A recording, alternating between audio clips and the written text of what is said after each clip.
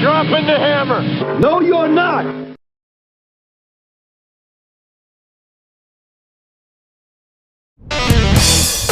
The Alpha Men Podcast is presented by Garage Door Commander. Fueled by a hell of a lot of PBR. And produced by TJ Michaels Creative. Narrated by Jamie Dennis. Graphics by Sven. Dedicated to Hendrik the Viking Poulsen. 2023, all rights reserved.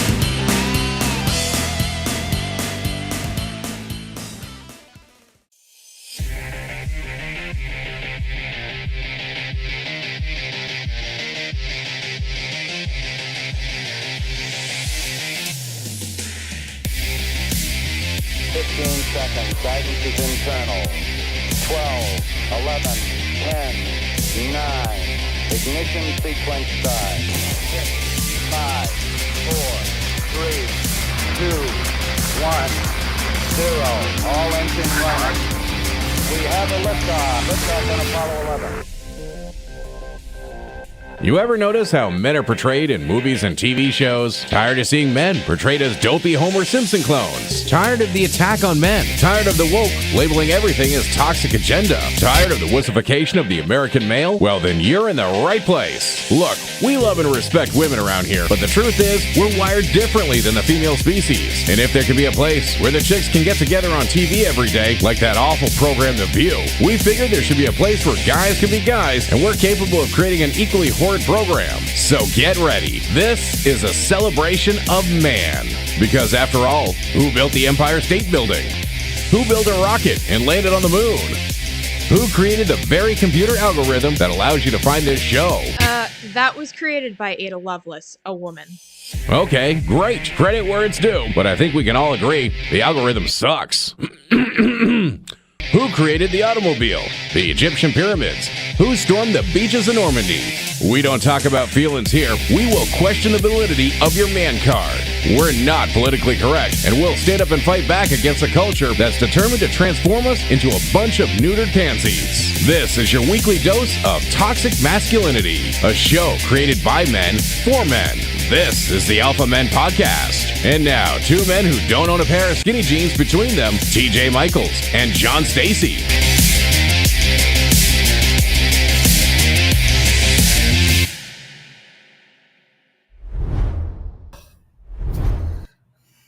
That was a rush. What is going on, you sick, twisted freaks? Welcome to the Alpha Men Podcast, Episode 8, The Search for John. Yeah, it is a little bit later than normal this week. We had intended to start at 8, but Baby Huey's on the road with NASCAR this week. And where are you? The Finger Lakes region? Is that where you are? Yeah, Watkins Glen. Yeah, it's beautiful there. But what, you had to take like 5 different planes to get there, and then it's a 2-hour drive from the airport. And yeah, it's been.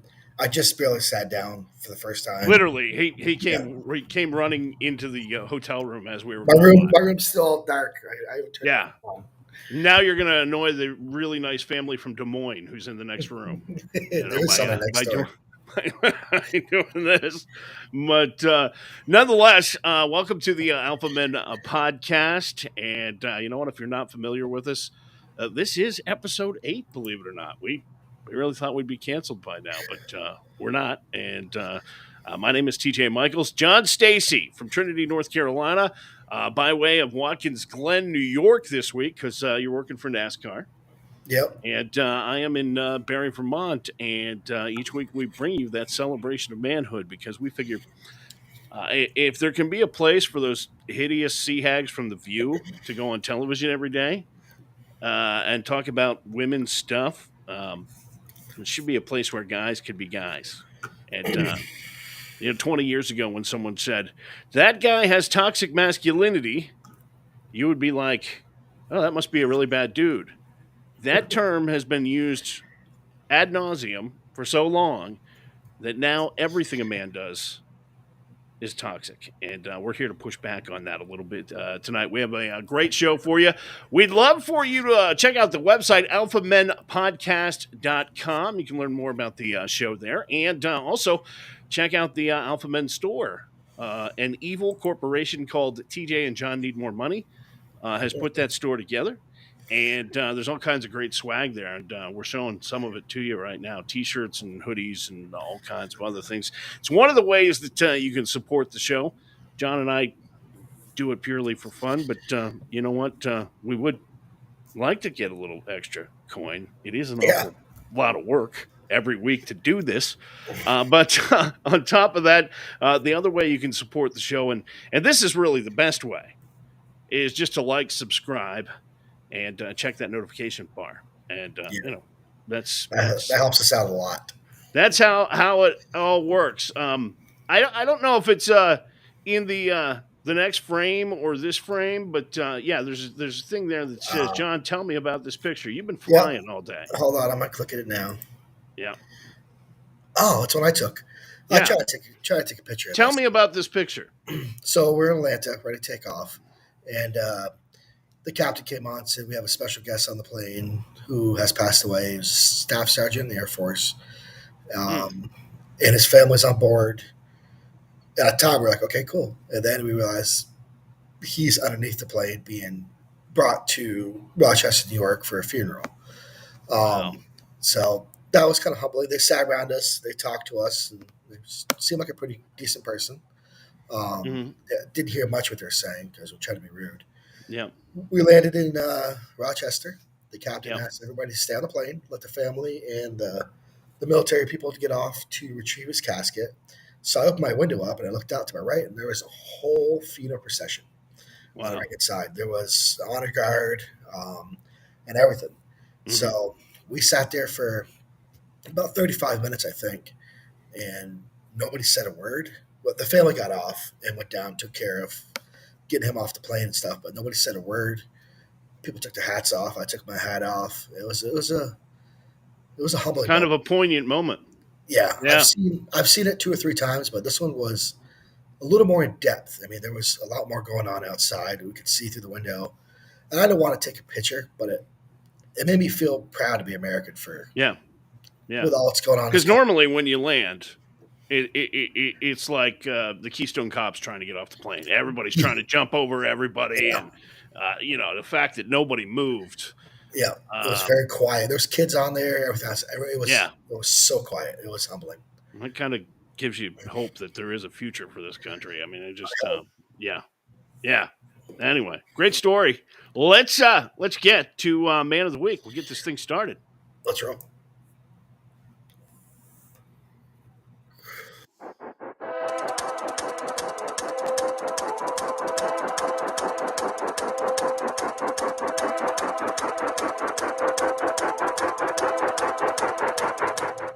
Well, our Man of the Week this week comes from your home state, or well, not your home state. Your home state is Vermont, but you live in North Carolina now, and we're going to take you to Wadesboro, North Carolina, where we find Police Lieutenant Stephen Kelly. He is our Man of the Week this week. Looks like a pretty good dude, but Stephen noticed elderly resident in the area struggling to mow their lawn during the record heat last week, and it was hot. It really Yes, was. it was. It was very hot So here. while on patrol, he pulled the car over, grabbed the lawnmower, and decided to finish the job for him. Wadesboro Police Department praised Kelly's actions on social media, writing he went above and beyond in his duty to contributing to a better community. And they posted it online, and it resonated with a whole online community. Started a conversation about really kind of the importance of taking care of one another, especially the elderly during extreme weather conditions. Of course, we just had all of that flooding, here in Vermont a couple of weeks ago, month ago, I guess. And it does bring out that idea that hey, the old guy across the street, maybe we should check on him. And hats off to you. Man That's of the Week awesome. this week, Police Lieutenant Stephen Kelly from Wadesboro, North Carolina. Very awesome.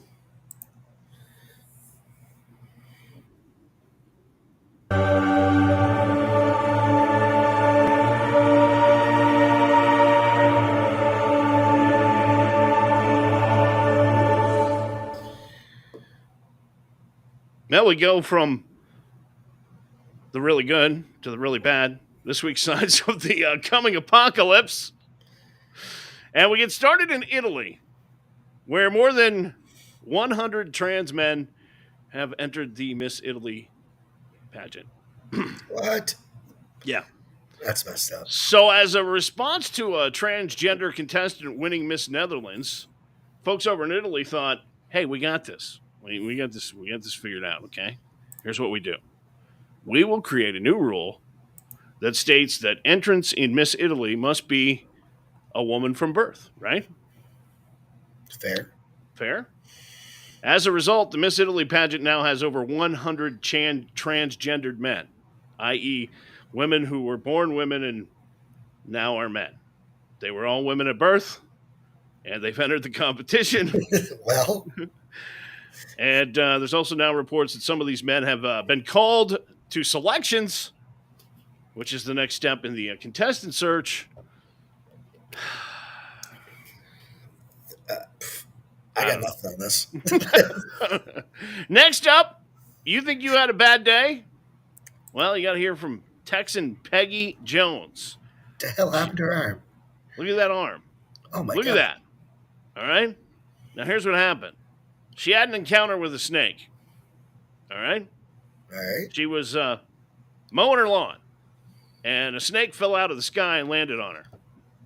So the snake wraps around her arm. And you have to start asking yourself, well, how does a snake fall out of the air? Well, because it was being carried by a hawk. Oh my god! Okay? Oh. So now the snake is around Peggy's arm, and a hawk, who's clearly now interested in said snake, swooped down, dug its talons repeatedly into her arm, leaving multiple lacerations. Said she could do nothing but repeatedly scream, "Lord, help me, Jesus." Jones said the hawk came at her 4 times before eventually ripping the snake off her arm. But if you're her, you got to be thinking, what's next? Locusts? I don't know. Crap! A sign this week of the coming apocalypse. Next up, Mars spinning faster than normal. This could be bad. All right? This may not be very good. You see Mars there. The planet Mars is spinning faster. Belgian scientists say data from NASA's decommissioned InSight Mars lander led them to discover the planet's rotation is accelerating by 0.75 milliseconds per year. 1,000 milliseconds equals 1 second. The scientists said it could be from ice accumulating on the polar caps, which results in a rise in landmass, and that means the planet's days are getting shorter. Officials say they'll continue to analyze the data, but I got to be honest with you, with everything we got going on, I find it, I can't be worrying about Mars. I can't. No. I just can't. Finally, brace yourself. Another warning from a time traveler. We told you about this guy before. Yes, the time traveler of the future. This guy says he's from the year 2858. He's called At Darkness Time Traveler. And in his most recent post, Darkness claims information on how the world will end. Yes.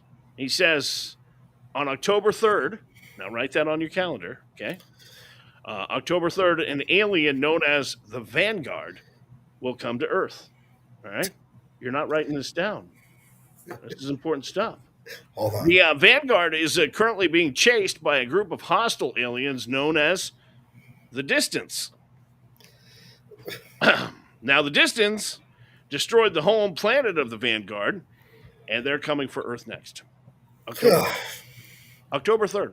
Now, the Vanguards, by the way, their master plan is to take 12,000 Earthlings to another habitable planet called Kepler 186f. And supposedly that will save our species. And apparently the Distance owned Earth and placed the pyramids here as a mark of ownership, according to the time traveler. So I don't know the criteria the Vanguard will be using to pick the final 12K, but it'll probably be something like something they used in Deep Impact, or when the meteor was about to hit. We're screwed. We ain't getting you imagine if that was like real life, if this was the selection process. Yeah. From America, we have George, which is now Linda. Right. What can you offer our new society? I tell really bad jokes on the internet. That's about it. It'd be a process. Yeah, those are this week's signs of the coming apocalypse on the Alpha Men podcast.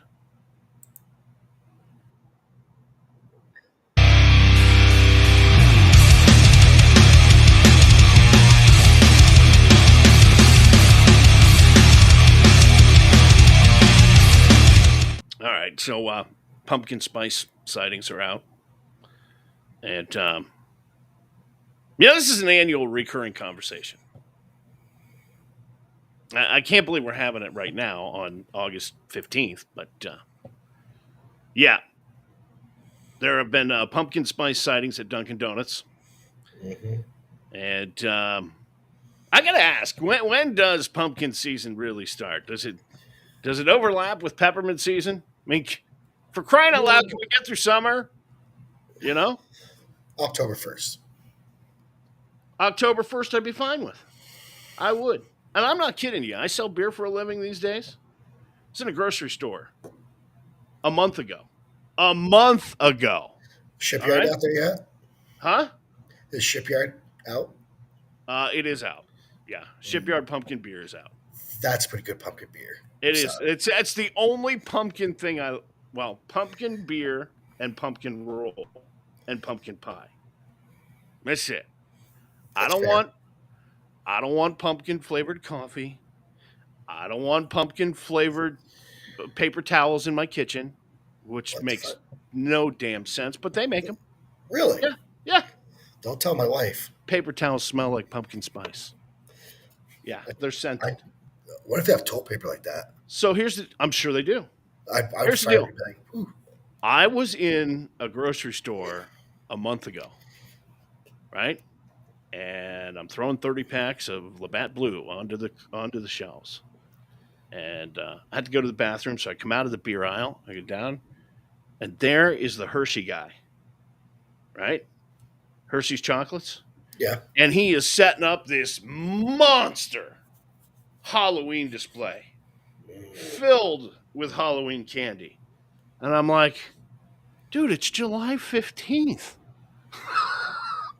It's July 15th. Halloween is 4.5 months away. That doesn't matter. It's stupid how they do that. Doesn't matter. Walmart's notorious for that. I think last year Emily and I were in Walmart around Halloween, and I came around the corner and there was Christmas stuff. I'm like, you kidding me? Shouldn't we end summer? Shouldn't we do the whole back to school thing? Shouldn't we get all of that done before we? And I get it. I know there are people who like the whole pumpkin spice thing. Whatever. Takes all kinds to make the world go round, okay? But holy crap. There are 57 million different pumpkin spice varieties. He says, you see the store full of Christmas. What store? Yeah. We're not going there. What store you go to? It's crazy. It's crazy. Here's the deal. In August, it's too damn early to be selling pumpkin spice stuff. It's just not natural. Yep. Okay? Unless it's beer. I'm okay with the beer. Because Shipyard is good. Sam Adams is out too with Oktoberfest and Jacko and their whole thing. And Dogfish Head is going to come out.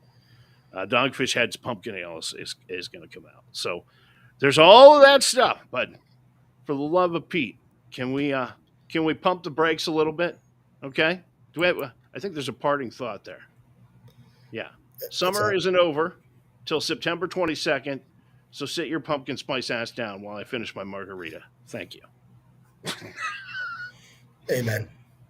That's TJ and John Take On tonight on the Alpha Men podcast.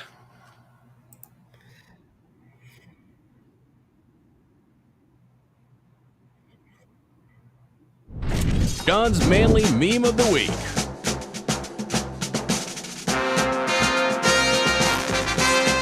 Whoa. Why is it not showing? I don't know. What the hell? It was there. I can see it on my screen. John's manly meme of the week is Image not found. You just keep talking for a second. It's coming. I'm gonna find. So do the backstory on it, and I'll show the picture. I don't know the backstory. I don't know what your Oh, that's movie right. is. Oh, that's right. I didn't tell you. So it's kind of like what's going on in America lately about Yeah. being offended. You know, they inject you the vaccine. They do this, that. I'm trying to find a picture as I talk. Um, it's how do I explain it? I don't know how to explain this. You're gonna love it when you see it. I Okay. thought of you. Uh-huh. We talk too much on this. So I'm trying to find. That's the pain in the butt. I'm sorry, everybody. I had one job and I screwed it up here. Um, Yeah. what?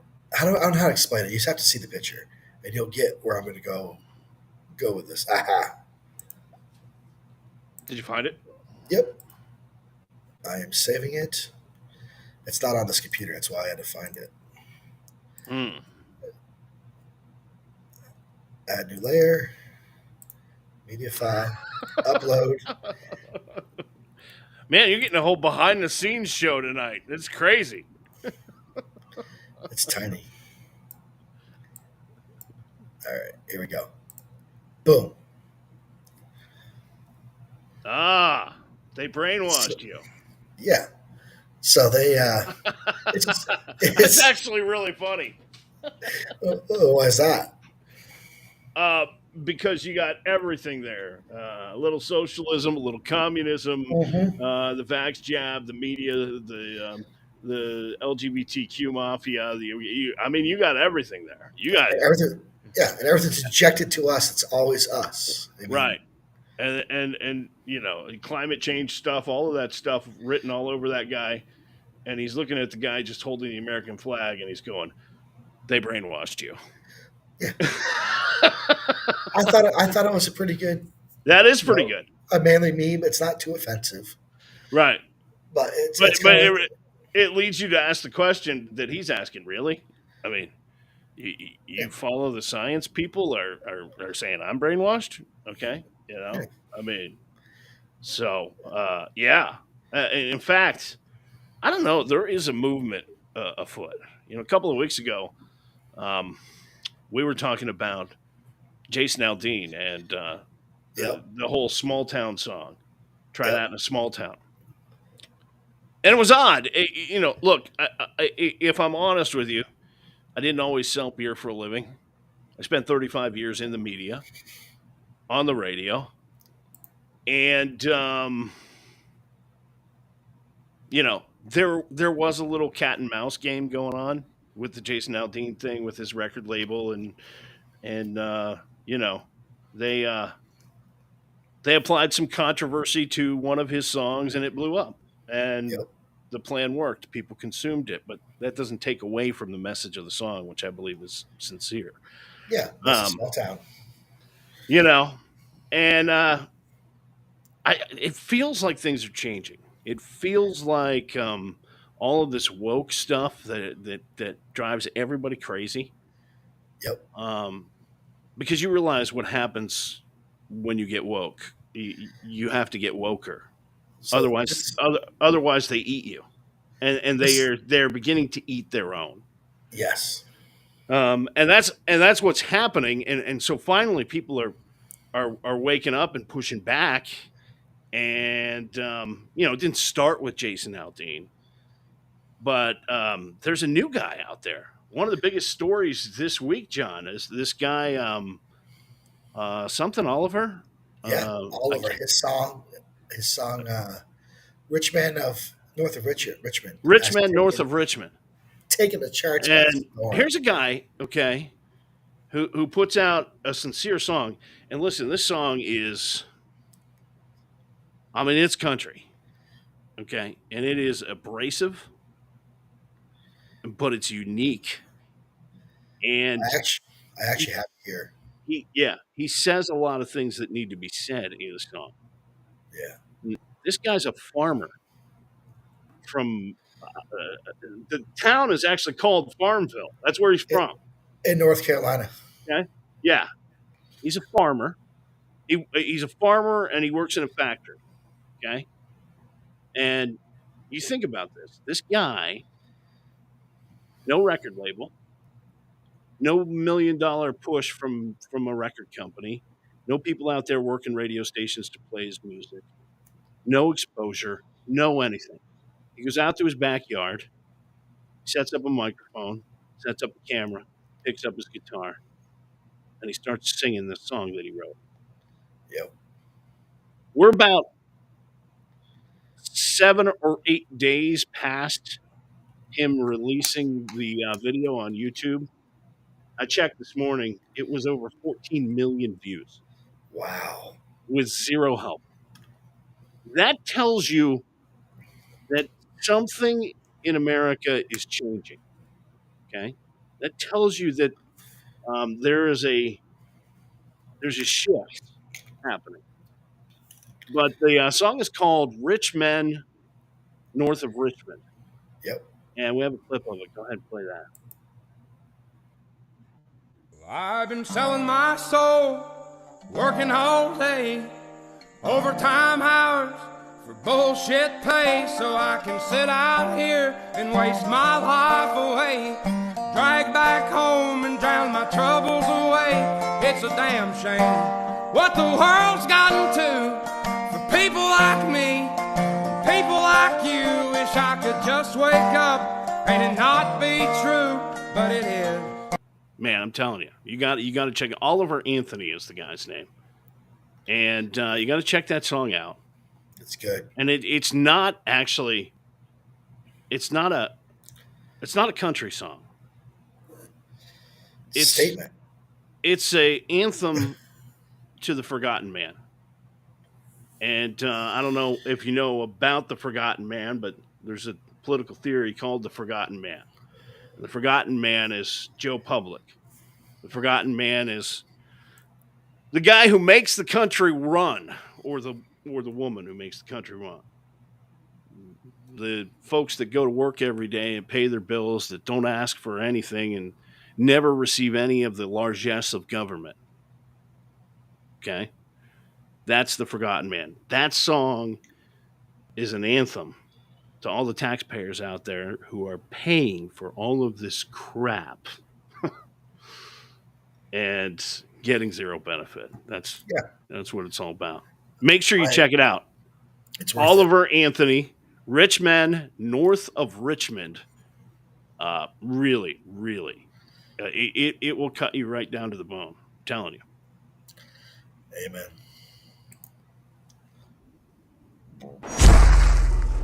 Deliver the verdict. This is Mancourt.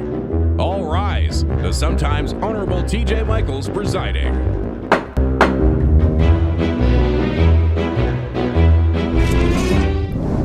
What do you mean sometimes honorable? I don't know. I guess that's together better than rarely sometimes. honorable. It's more on the rare side than.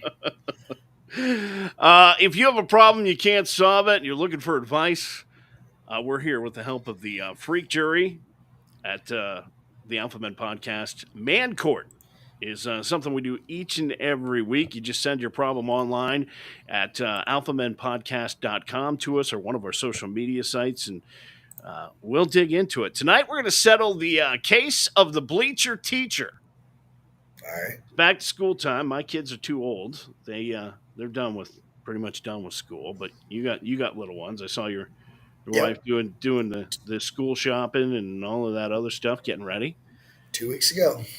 A lot of schools have already started, meet the teacher nights and everything else. Well, that brings us to tonight's Mancourt letter. It comes to us from Elliot from Hagerstown, Maryland. And it is the case of the bleacher teacher, docket number 081523. And Elliot writes, I need the judge and the freak jury. I need Mancourt. Here's my story. Yesterday was Meet the Teachers Day at my son's new middle school. Turns out I'd already met one of his teachers. While with my wife and son, Mrs., well, let's just call her Smith, entered the room and introduced herself. it was clear almost immediately to my wife that we had met before. Uh-oh. What my wife doesn't know is that Mrs. Smith was my college booty call for about 8 months. Oh, here it is. There was nothing serious unless you count some wild monkey dancing 4 or 5 times a month. We hadn't spoken or seen each other in close to a decade. All right. Now here I am with my wife and my son in her classroom, and talk about awkward. My wife is asking lots of questions. How much of this do I share with her? To be honest, she doesn't want to know how much I think about those days. But I sincerely don't know if I should tell her or not. Elliot from Hagerstown, Maryland. Eh, Oh boy. it's been 10 years. Now listen. As a married man of 22 years, probably got that wrong, maybe 23, I don't know, 22. Yeah, 22 years. Okay. Normally, I would be all for, you really shouldn't hide things from your spouse. You really shouldn't, really should, you know, be an equal partner and let them in on it. Yeah. Okay. However, and Freak Jury, you can add your comments to wherever you're watching, whether it be on Facebook, Twitch, YouTube, or Rumble, and they will pop right up here in the courtroom on the screen. But oh boy, that just makes it even worse. That's why I added it. We had to put the picture of the Hot for Teacher model from the Van Halen Figured you'd appreciate that. from the Van Halen music video up. That makes it even worse. I mean, it's been 10 years. For me, just let it be. I mean, if a teacher starts becoming a little closer. Well, I don't think what Elliot is asking is whether or not he should have any contact or anything with her. I think that's all fine. The question is, does his wife really need to know? No. And normally I would say, look, you just got to be honest with your partner at all times. And but in this situation, it's going to cause lots of problems. You know, too many emails from the teacher. What's going on? Stay too long at the parent-teacher conference. What are you doing? Okay. Elliot, I think you keep this one to yourself. I agree. And maybe I'm a jerk for saying that, but I don't know. And here's why. I don't know how her knowing about it helps her. Or him. Okay? Or your son. All right. I just think that one, you probably say something like, "Yeah, you seem to think like, this teacher was my cousin or something. I don't know where you get that from, and you move on." Yep. I agree. However, also don't be checking out her OnlyFans site. Anyway, that is Man Court tonight on the Alpha Men podcast.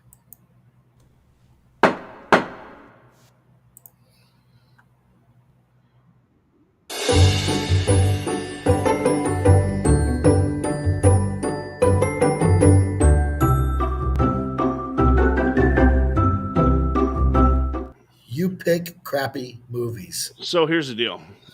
Coming up later on Beers on Tap tonight, we're going to be taste testing Labatt Ice. I'll be taste testing water. Water, yeah. And have time. Before I, normally I would wait till the Beers on Tap segment, but to do this review, I got to take some edge off. This was horrible. This was ridiculously stupid. I thought it was about pizza. That is hilarious. I did. That you would think You're like- Mamma Mia is about pizza. Let's watch Mamma Mia. I'm like, okay. So I bring it up, and I'm like, let's probably be on some like Hallmark situation about pizza. There'll be food now. Mamma Mia, here I go again. There's no freaking pizza in it. So disappointed. All right, so here's the deal. Mamma Mia is the ABBA-inspired musical. Mamma Mia, here I go again. I mean, it's just I can't even do it. Okay, ABBA sucks. All right, so this is not going to go well. Before we even get to this, we watched this movie on Wednesday night of last week. We both have just recovered. It has taken that long. Still no. In fact, I know people who have had major surgeries and have come out better than we did after watching this estrogen overload flick. Okay. Uh-huh. I mean, this movie is ovaries to the wall. And for any guy, a root canal is a better experience. Okay. And before we jump too far down this rabbit hole, this segment is called Chick Flicks Are Dumb, and most are. But, like the rare Heart of the Ocean diamond in the crapfest movie Titanic, there are some good ones.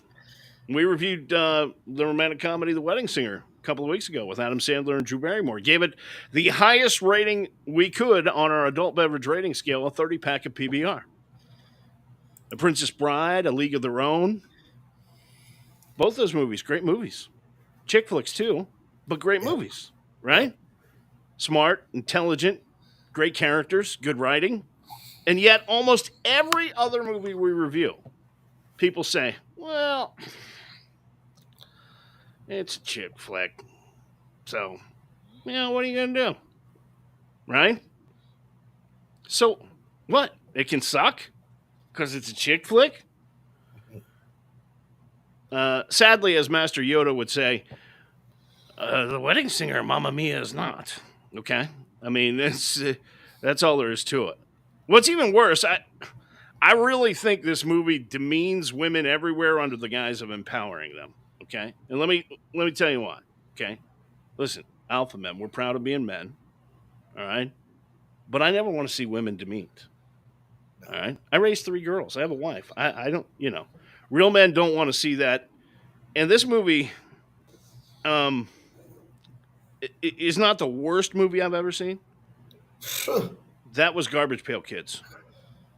But it's damn close. This movie is damn close. Okay? I don't know. This might be the worst I've seen. Here's the deal. If someone in Hollywood was going to single us out and say, hey, let's make a movie that'll piss TJ and John off, they would make this tub of crap. Mamma Mia. That's what they do. And we get started with the very first thing. Who the hell thought Meryl Streep and Pierce Brosnan singing Swedish disco tunes from the 70s was a good idea? That guy should be fired. Or girl. Horrible. All right? There's a warm place in hell for that person. I'm just saying. Now, listen, Meryl Streep, she's an accomplished actress, right? She's an Oscar winner, right? I've never seen her in a movie that I didn't like. Till now. Because in this movie, she sounds like a drunk wicked witch. I mean, that's all there is to it.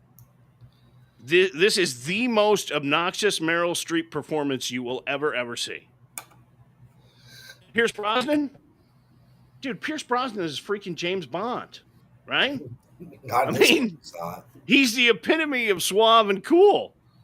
He has a cool factor that's off the charts.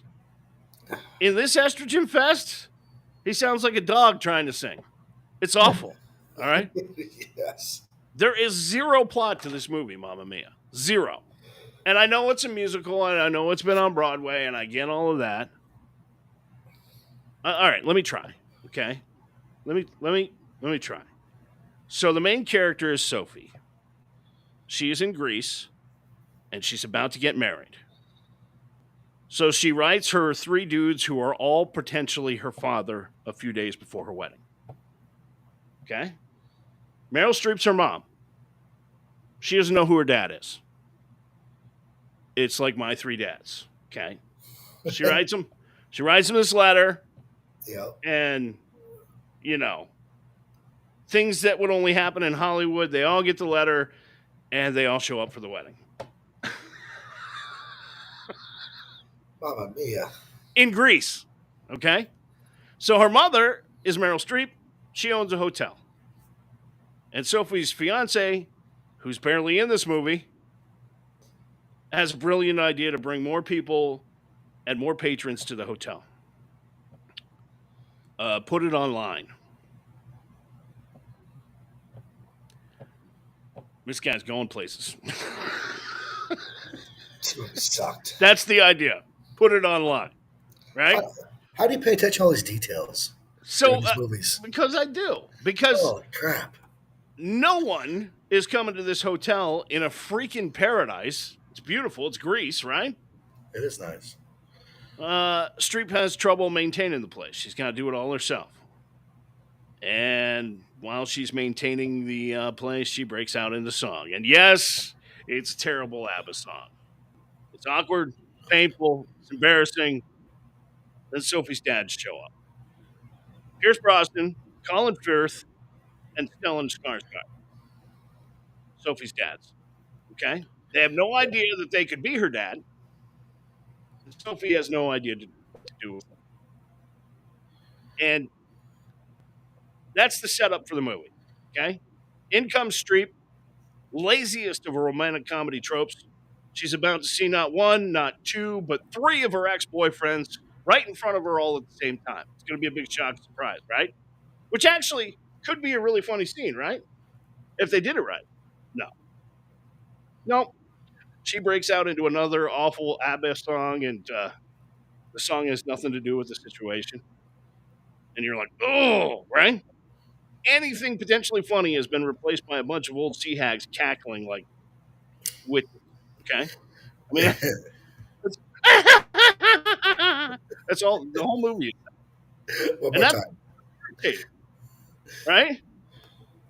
They're all cackling like something funny happened when actually nothing funny actually happened.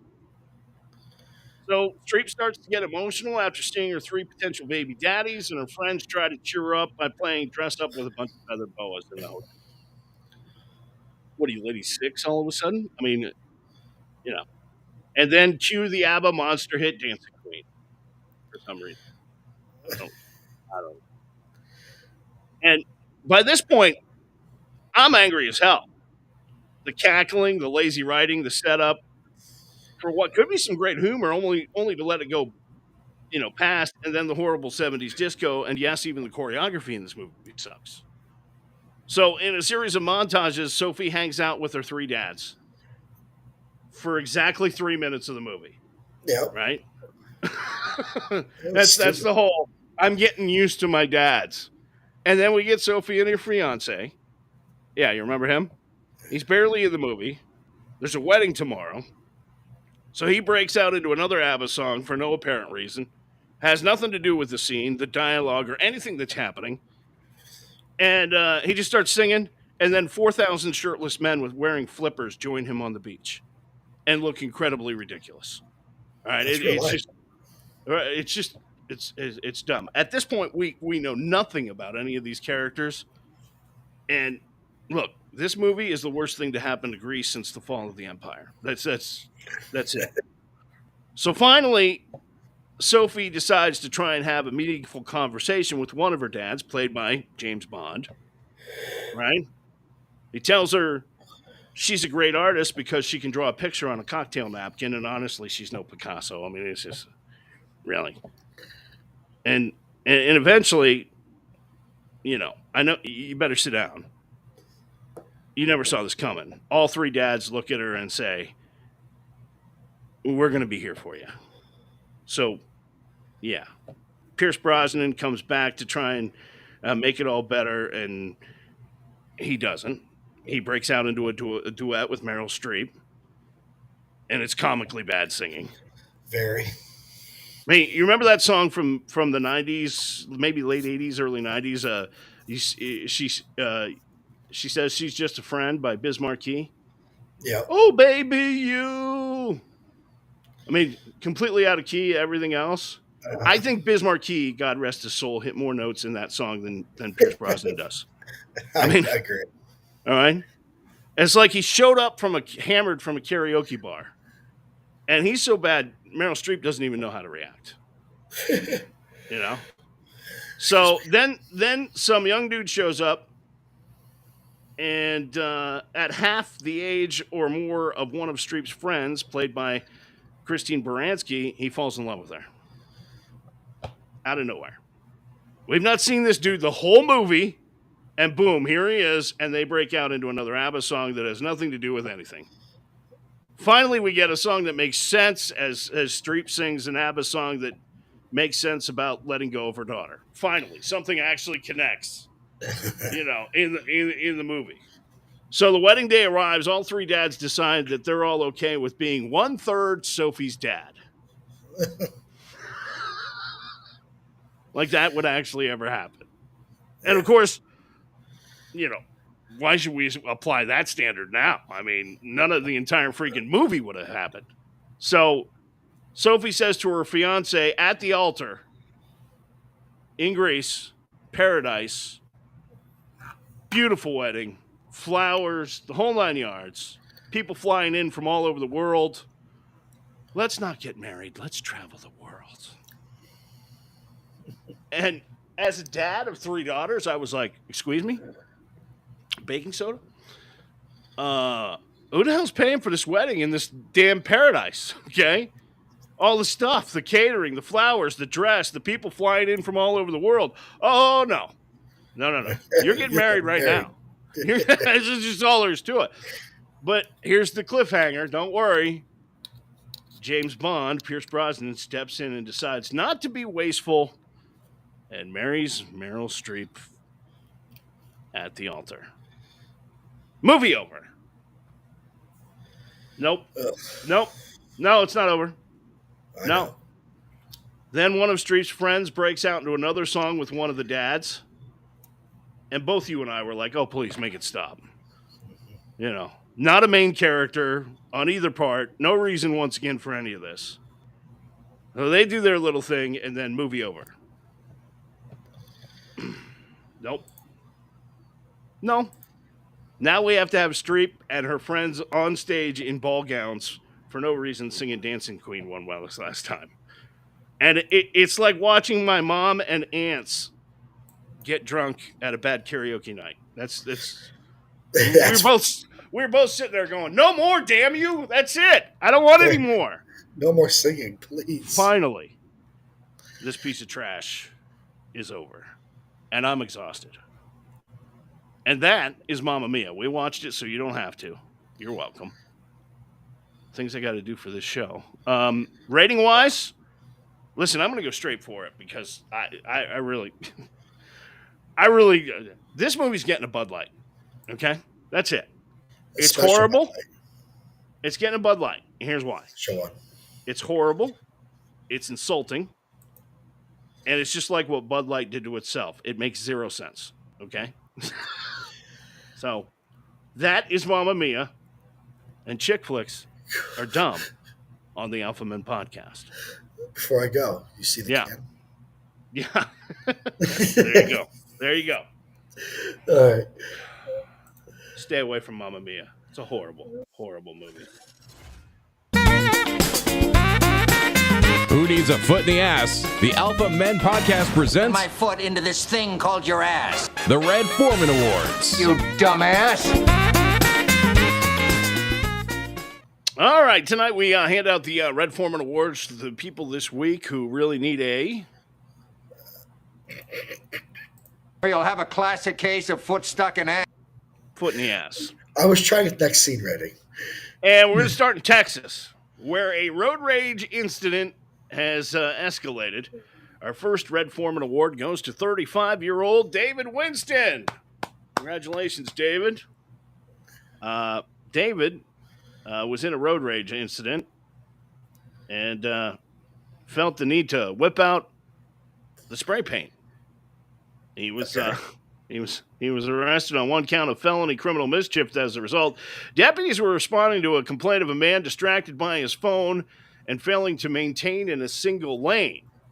And when a red light turned green, the distracted driver didn't get a move on, which resulted in the inevitable laying on the horn by the complaining driver. This reportedly set off David, okay, who began to throw objects at the honking driver while both small trucks were in motion. And when both trucks stopped, the altercation started. Allegedly, Wilson then used a can of spray paint to spray the honker's face and truck and break their back window. The spray-painted honker reportedly fired back with some paint of their own, painting Wilson's face white as payback. It's not clear where they all got the paint from. I mean, who just drives with spray paint in the car? I'm not driving around with spray paint in the car, but, maybe the same can was used for both paint jobs. I don't know. Police ID'd Winston as the culpable one of the two, and there you see him. He looks like a real stable guy. Congratulations. Congratulations, David.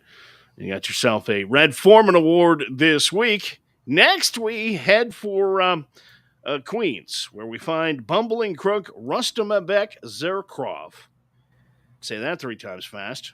He made off with a Queens couple's luxury car and was nabbed when he called 911 to report the stolen car missing from a New York parking garage.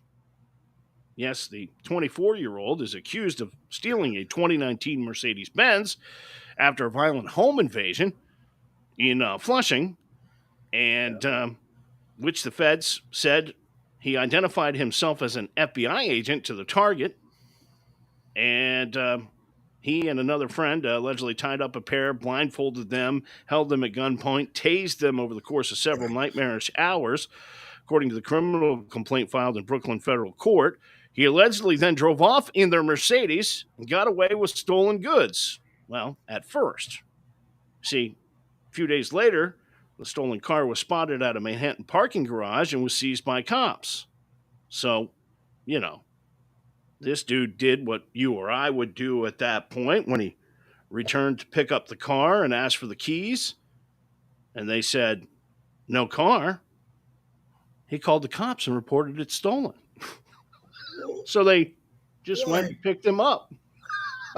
Holy crap. Dumbass. You dumbass. Next. Wow. We hand out another Red Foreman Award to Derek Porter. And this story comes to us from Panama City, Florida.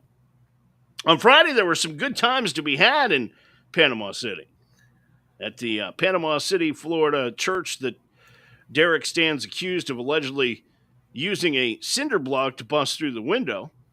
Yes, the Emerald Beach Church of God. Once inside, police said he caused $8,000 in damage to the church and then helped himself to several electronics, including a television and a computer, as well as a bag of cash. Deputies also say Porter took the time while he was there to baptize himself in the church's baptistry pool. There it is. Saying something held his head down in the pool. Porter wasn't alone either. Reportedly, a dog from the sheriff's canine unit hopped in for some baptism action, too, to cool itself off. The dog wasn't charged with any crimes. Porter was. Why? And finally, we head for Pennsylvania, where we've got to hand out a Red Foreman Award tonight for a police department in Pennsylvania. Oh, boy. This is a terrible story. Okay. In Pennsylvania, a misunderstood text led to an assault during a 911 response and the illegal detention of a disabled woman. That's according to a lawsuit that's been filed. The woman, who has been unnamed, texted a friend and meant to type, "I think I just shit myself." Okay. Autocorrect changed it to, "I think I just shot myself." They must be close friends. Text each other that. Alarmed, that friend then called the 911. When cops arrived at her door, she says she told them that she was disabled. She was unable to come to the door. and that she was fine and asked them to leave. Well, 2 hours later, she kind of cracked the door open to see if the cops were still there, and they were. And they allegedly dragged her outside, put her in restraints, and smashed her face into the front door because they thought she was going to do some harm to herself when she needed to change her underwear. So she wants to shit herself after that. Sorry. Dumbass. Wait, but And I'm look, not going to the text deal. you and be like, TJ, I shit my pants. Here's the deal, okay? I love cops and America's finest, right? Yeah. You know, support the police. The whole defund the police crap. Get out of here, right? Exactly. And I'm willing to, to go to bat for cops, but sometimes, okay, there's some stupid stuff that happens, and it's not all cops. It's not a majority of cops. It's not, but look, you would think somehow they would have managed to be able to talk to this woman, Yeah, and learn more about what happened, rather than just, dragging her out of the house. Yeah. So I agree with the dumbass. Dumbass. That is the Red Foreman Awards tonight on the Alpha Men Podcast. There's nothing more manly than motorsports. These are John's red flag moments.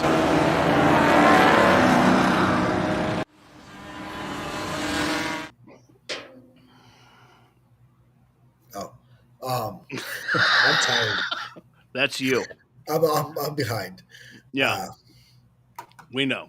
This one is a 410 sprint. And if you're a fan, Oh, we actually have racing yes. this week? Wow. So a 410 Things are sprint. stepping up. Those things are fast, they're light, and they are predictable when they flip. Now, wait a minute. What's a 410? Is that like a micro sprint? It's probably a medium. I mean, Medium-sized sprint car? Okay. Yeah. I mean, they're pulling on a normal sized track. They're pulling like a Thunder Road. Mm-hmm. We had the 410s there years ago, and that was the only time they came once because Tom's like, we're not having that again. Right.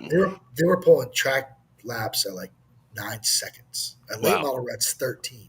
Right. I mean, these things flip ungodly crazy. But watch this clip and watch the dad or uncle or brother with a kid after. Mm. Whoa! Yeah. Yeah. Coming right in your lap. I got the sound out. So Yeah. those 410s, that fence, that catch fence, it did what it's supposed to. I mean, it's designed to catch it, but that's a wild flip. He flipped like 6 times off a straightaway and landed into that fence. And what's the most famous words in motorsports after that? And he walked away. And he did. He was uninjured. Yep. Nobody's injured in the stands. But that guy in the, I think it was a yellow hat, the white hat or the yellow hat, he runs. He's like, crap, my kid. He goes back and gets him. Yeah. But wow. yeah, that was a wild ride. There's some, if you watch out for any 410s or any sprint in the World of Outlaws when they wreck, Mm-hmm. Yeah, sure. man, there's some wild ones. I mean, like, how do they walk out of it? I mean, that's what Alex Bowman hurt his back, I believe. Mm-hmm. Chase hurt skiing. There was another driver that got hurt this year beating the 410 sprints. They're wild cars, but they're cool. I think Jeff Gordon got hurt driving. Yeah. No, that was patting himself in the back. Sorry. Yeah, I was just gonna say he doesn't run. Tony Stewart loves these things. Yeah. This is actually the same series, I believe. That series, but type of car that the whole Tony Stewart and that other driver that passed away. It looks like a ton of horsepower and those wings carry those freaking cars. Crazy. Yeah. Very, very cool. That's what I got this week. That's John's red flag moment on the Alpha Men Podcast.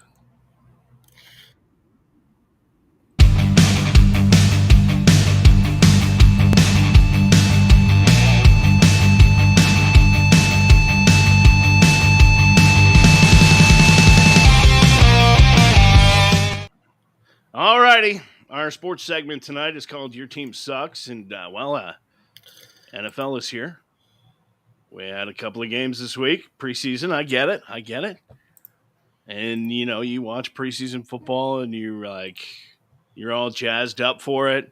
And then you watch it and you're like, holy crap, there's not one guy on the field that's starting. These guys are going to be bagging groceries at the Piggly Wiggly in a couple of weeks, like what am I watching?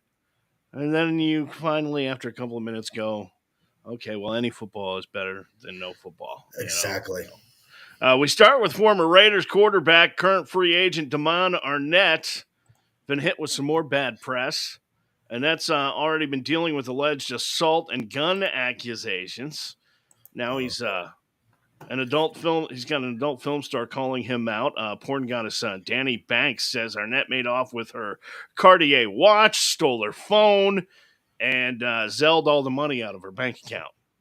And what's more, Banks alleges that her security camera caught it as it all went down, and at this point, no evidence has been presented to back up Banks' accusations. But things not going well for Damon Arnett. No, not at all. This is not his first time being in the news. No, and there's a couple of hidden photos in there. I don't know if you see those. Can you see those? There? I see you added some stuff there. Yeah, can you show one of those there? Of course, the big news this week is Zeke from the Dallas Cowboys has been traded to the New England Patriots, and looks like the Patriots are going to get some offensive line help. What's this one? So this is John when John found out that Zeke was being traded from the Cowboys to the New England Patriots. He's dead to you, right? He's dead. It's just like John Damon was to me when he went to the Yankees. Yeah. I mean, I like Zeke. I mean, Zeke wasn't the powerhouse we wanted him to be. He was in the beginning, but he fell off. But Zeke was likable. But he's in a couple of years going to be saying the same thing about Dak Prescott. Dak Prescott wasn't the guy we thought he was, but we expected Dak. As a Philadelphia Eagles fan, I can tell you we were smart. We cut our dead weight. Carson Wentz. See you later. But anyway, next on to Jake fans Jake Paul. Now here's the deal. No one is gonna ever convince me that Jake Paul is actually winning these fights. All right? Yep. I just look.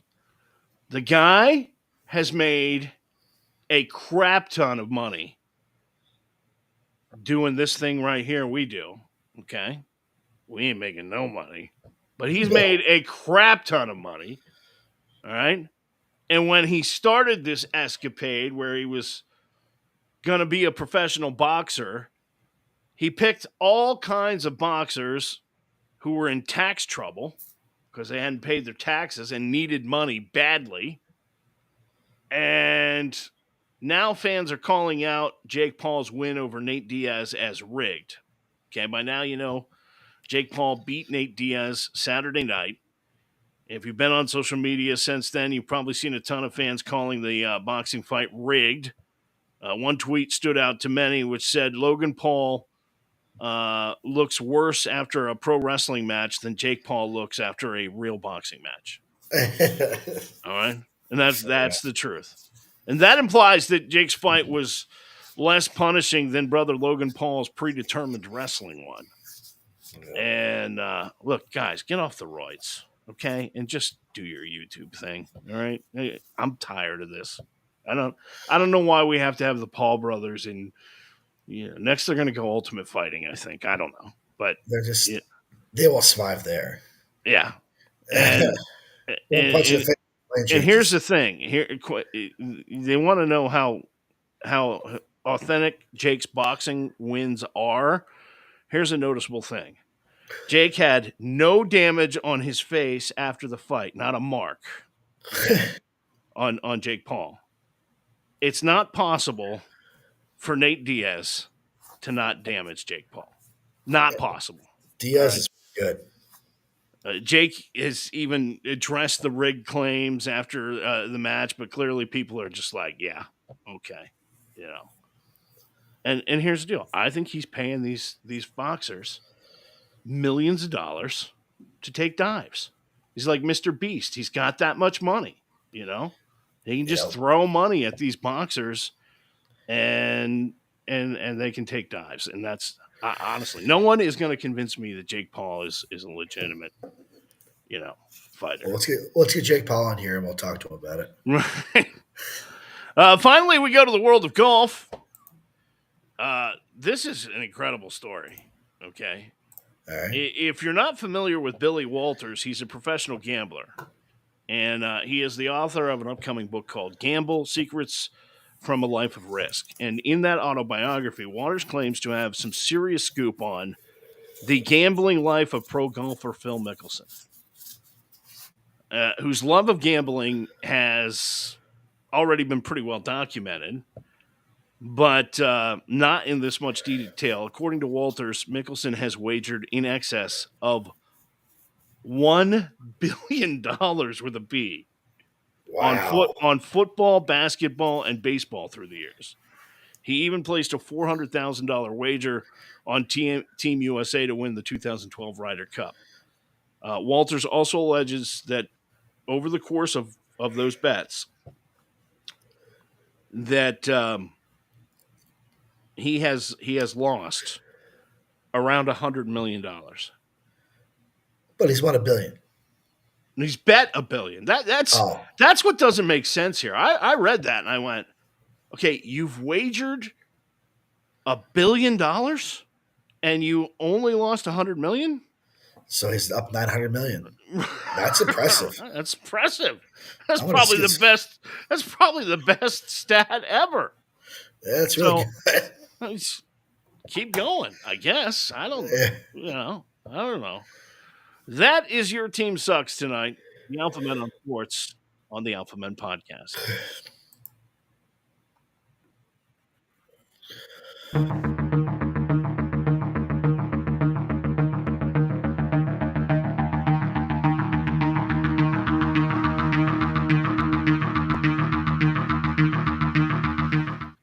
All right, real or fake news tonight. We've got 3 headlines. 2 of them are fake. One of them is real. We're going to see if John can pick the real one out, but you can use our home game to play along as well. And, the mission is to find the real or find the real story and identify which one is real and which ones are fake news. By the way, when you were going to be late tonight, we had to start an hour late. I was going to tell everybody you got indicted. Be at the airports being indicted. So, okay, here are your headlines. Woman spends $250,000, has permanent crown fastened to head to look like Princess Peach from Super Mario Brothers. That's believable. That's headline 1.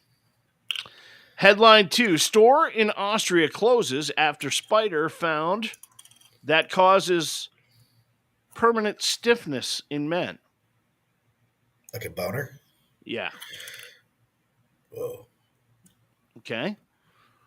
And lastly, experts say wearing both socks on one foot could be the key to low blood pressure. Okay. Well, those two could go together. Low blood pressure and the right. spider. Yeah. So you have woman spends $250,000 to look like Princess Peach. You have store in Austria closes after spider found that could cause permanent stiffness in men. And you have experts saying wearing both socks on one foot could be the key to low blood pressure. God, they all sound believable. I can see the crown being something from like Japan or something. The sock, I can see him coming out of Dr. Felucci's. And Doctor who? Felucci, whatever that freaking Fauci, whatever his name is. That's how much I care about him. Australia just has some wild animals. I'm going to go with Australia. I'm going to go with the Austria. Oh. Austria. I already said it. Let's go with it. You are correct. Finally, I got one right. Yeah. Yes. It's the boner spider. Well, hold on a second. I get a correct answer. There you go. And there it is. Look at that thing. That is terrifying. That is In eight-legged Austria, a Viagra. grocery store was evacuated after the discovery of a venomous Brazilian wandering spider in the store, hiding in a bunch of bananas. See, this is why you should always check your bananas. Hiding in a bunch of bananas, this spider is one of the most venomous on the planet. Its bite can cause hypothermia, blurred vision, convulsions, and in some cases, erections. Exterminators were called, banana crates were Hypothermia. sealed, and no unending boners have been detected. So it causes hypothermia? That's what it says. Yeah. You'd be shaking with a boner. Just be like, Yeah. The store, they say, will be closed until next week.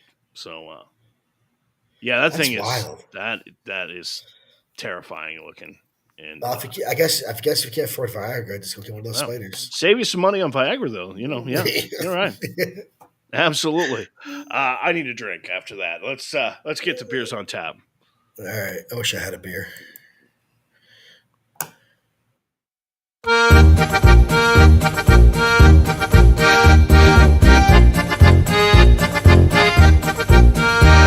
Well, we got my. That's the wrong beer. That's all I got. I didn't have time to stop. The picture is the wrong beer. Oh, That's Molson Ice. This is Labatt Ice. I swear you told me Molson. I swear I said Labatt.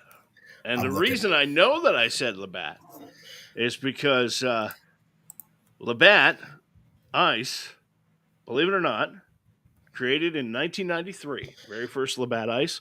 And this is the tall boy. This is the man can. Yeah. Oh. A smooth, full-flavored beer at 5.6% alcohol content. But 1993, this beer was invented. You know how I know that? No. I know that because 1993 was the year of the ice beers. Everybody had to have an ice beer. Oh, You know, Ice. Bud Ice and Coors Ice, and everybody had. But Labatt Ice was the very first ice beer that came to market. All right, 1993, the world's first ice beer, and it has become the most successful new brand introduction of a beverage in Canadian brewing history. Labatt Ice, fully fermented beer that is allowed to mature at cold temperatures, and they use North American hops to complement the smooth, full flavor. At least that's what the website says. I call it lawnmower beer. Okay? Now, here's the deal. Every week we do beers on tap, and sometimes, we do microbrews and, really, really crazy, IPAs, double IPAs, and some of that stuff people are really into. And I can drink them, and some of them I like, and some of them I don't care much for. But on a hot summer day, okay, after you've mowed the lawn, you cannot go wrong with a Labatt Ice. All right. Or And- a Pure Life water. Ignore him. Okay. The website says it's purified water, less than 1.5% calcium chloride. Yeah. Recycle me? Yeah. But just a little history on Labatt. I don't know if you know this or not. Like, Labatt the Labatt family history is incredible. One of the Labatt kids got kidnapped, and in the like 1920s, Yeah. and like they returned him, and he went back to work in the brewery and everything else. But like he got bum rushed and kidnapped, and the whole it's fascinating kind of stuff. But Labatt, 165 plus years of brewing experience goes into this can, and first on record, John Labatt in 1847 in a letter to his wife said, "I have been considering this brewing affair for some time and think it would suit me better than anything else." And at that point, he got to be partners with Samuel Eccles, and they purchased the Simcoe Street Brewery. And the rest is history. You can visit the Labatt Brew House today in Buffalo, New York, of course. for Labatt America, but Labatt is, also brewed in Canadian. Canada, started in Yeah. Canada. And some things you may not know. In 1979, John Labatt always wanted to share his beer with everyone, and in 1979, that becomes a reality when Labatt Blue becomes the best-selling Canadian beer in the world. In 1984, Labatt introduces the twist-off cap. Huh.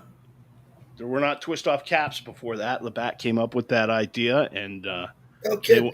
yeah, absolutely. That's So, cool. and then in 1993, very first company to bring an ice beer to market. So, you know what?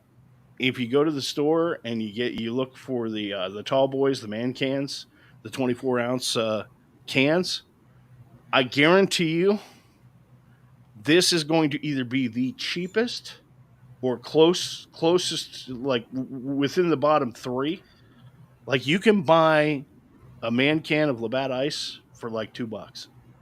Yeah, Damn. I mean it's So back up years ago, we went to Montreal for they had the road course up there. I wasn't racing; I was just drinking.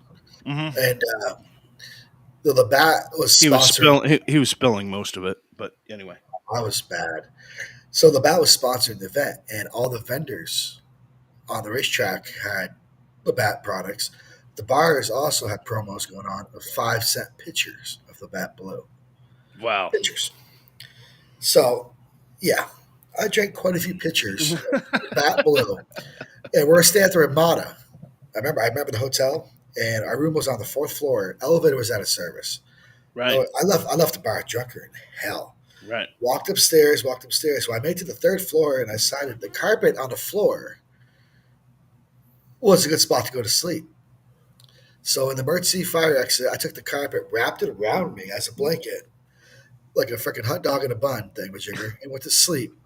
A few hours later, I had hotel security. Sir, what are you doing? Sleeping. You can't sleep in the hallway, blah, blah. They ended up kicking me out of the hotel, the room, because they didn't think I had a room, because I didn't have a room key and I have my ID. It was all in my room, or all in my at the bar I was at. Wow. Yeah. So I sat outside until my buddy Chris Wright came outside looking for me and saw me outside. That's an incredible story. I've never done anything like that. Oh yeah. Okay. Let's talk about Loudon. Some week we will talk about Loudon. Peak. That's so right. That's so true. Peak. Some week we will talk about Loudon. Ugh. I think that's just going to about do it tonight. Yeah. I'm glad you made it from the airport to the hotel, to the Motel 6 there. Is that where you're staying, the Motel 6 in Painted Place? No, we're actually staying the Hilton Garden Inn or something. Okay. So years ago, I got an email at the radio station from the I Love New York Travel Bureau, right? And the email says, we're looking for qualified broadcasters to attend the Budweiser at the Glen NASCAR race at Watkins Glen, New York. And, we'll get you a hotel room and the whole 9 yards and everything else. And generally, when the publicists do that kind of stuff, they're looking for somebody to come do a television story or someone to write a big article in a magazine or something like that, right? So I didn't think I didn't think anything of it. And I thought, I'm going to return this thing and tell them I'm interested, right? Yeah. So I fill out the form and I send it back to him. And like 10 minutes later, the phone rings at my desk at the radio station. And this woman goes, hi, I'm Angie from I Love New York Travel Bureau. And Mr. Michaels, we have your hotel reservations set for the Motel 6 in Painted Place. And while you're visiting the Finger Lakes region of New York, we'd love you to do some other things. So there's a aviation museum there. We'd love to take you up in an old steering biplane. And da-da-da-da, right? Okay. So I'm like, holy crap, right? So my wife and I get in the car and we drive over to Watkins Glen from Vermont. And my brothers, who live in Pennsylvania, have always camped They have a campsite at Watkins Glen, and it's right inside the S's. And so it was I don't know how far is it from. I think it was like 6 hours or something. Yeah, like it's about 6 hours from Barry. Yeah. So we went over, got our hotel room, did the crap they wanted us to do. They fed us the whole 9 yards. I mean, tickets, everything. Then we got to meet up with my brother, and they had a camper on the in the S's, in the camping area there, Yep. right off the S's. And I forget who the driver was. I want to say it was Morgan Shepherd at the time. Old Morgan. Maybe not. I don't quite recall, but it was the Bush race, and this golf cart comes, past the camper, and there's this lady on it. She got a headset on and everything else. She was looking for a place to spot. She was a spotter for the race team. Yeah. And she says to me, she goes, "Hey, can I come up there and spot the race from up there?" Because we were on top of the camper. Yeah. I'm like, it's not my camper, but hell yeah. That's pretty cool. Right? So she comes up, we get her a chair. She sits down. About 50 laps into the race, she takes her headset off and she goes, "You want to do it?" I go, "What?" She goes, "You want to do it?" I'm like, "Do I want to do what?" She goes, "You want to spot the race?" I'm like, You want me to talk to the driver and tell him what's going on?" She's like, "Yeah, I'll tell you what to say." So I put the headphones on here. I'm spotting.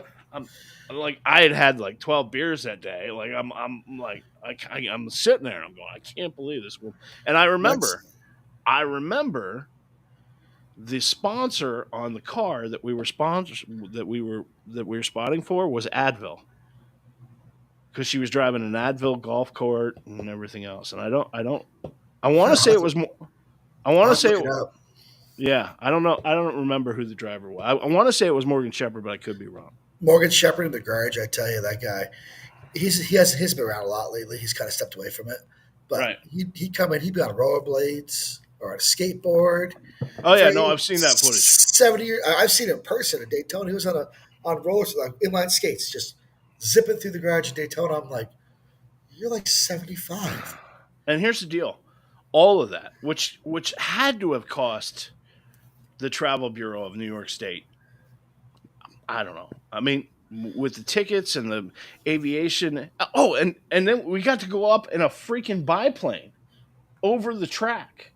An old steering biplane. All right? So I did that too. And then we went to the Aviation Museum and everything. Yeah. I mean, they had to have $2,000 wrapped up in us with food. They fed us the whole 9 yards, right? That's cool.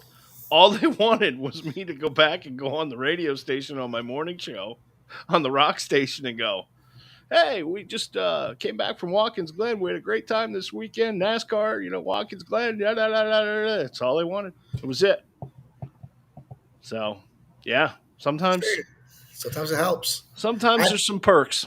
I've had some pretty cool experiences before I worked for NASCAR. I mean, as a fan. So, I mean, I get it, doing stuff like that. So, yeah. Work in the environment. I'd rather go, I'd rather somebody from the NFL go, "Hey, come over here. Check this out." That'd be more fun for me. Absolutely. What's his final thoughts there? Party thoughts I see you added here. Oh, yeah. Well, before we say goodnight, Gracie, I thought maybe we should leave with some parting with a parting thought. Okay, hold on. Am I showing the picture? Yeah. Okay. Just remember. Okay. 63 Earths can fit in Uranus. And someday I'll be mature enough to read that without laughing. All right. You're not allowed to do the production here. No. That's our parting thought. That's the Alpha Men podcast. We'll see you next Tuesday night back at our regular time, 8:00. Right? Yep. I will be, yes. I'm not traveling Tuesday next week. I'm traveling Thursday to Daytona. All righty. So, hey, thanks everybody for being patient. And we'll Yeah. see you guys next time. Like, subscribe, visit alphamenpodcast.com. We'll see you next Tuesday night. So long. Peace.